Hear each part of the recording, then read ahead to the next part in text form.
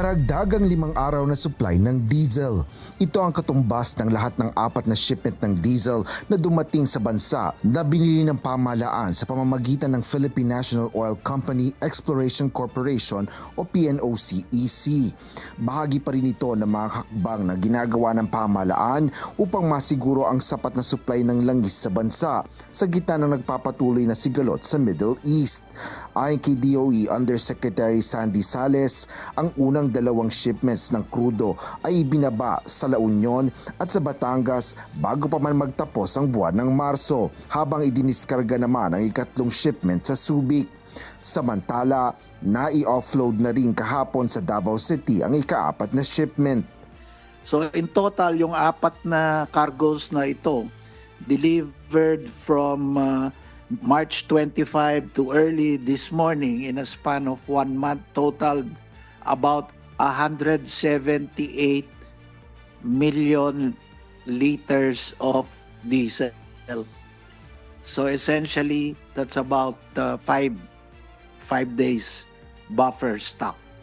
Inihayag naman ng DOE na sa ngayon ay wala pang nakalinyang paparating na supply ng diesel para sa buwan ng Mayo na magiging bahagi ng ating buffer stock.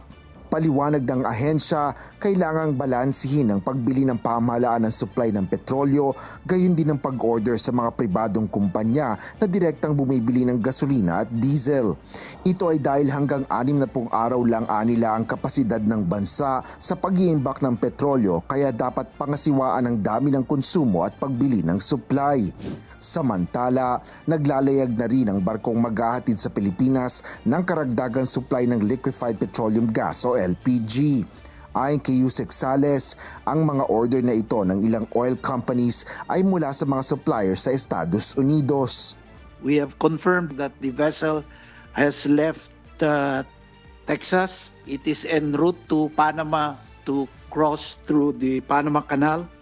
Ang schedule pa rin niya ay makarating sa Philippines by May 20, from between May 20 to May 31. To the end of the month, hindi pa ma-verify until makatawid ng Panama Canal kasi medyo pila sa Panama Canal. Muli namang tiniyak ng DOE na mayroong sapat na supply ng mga produktong petrolyo ang Pilipinas sa pamamagitan ng patuloy na pakikipag-ugnayan sa ibang mga bansa. Asher Cadapan Jr., humahataw sa balita ngayon.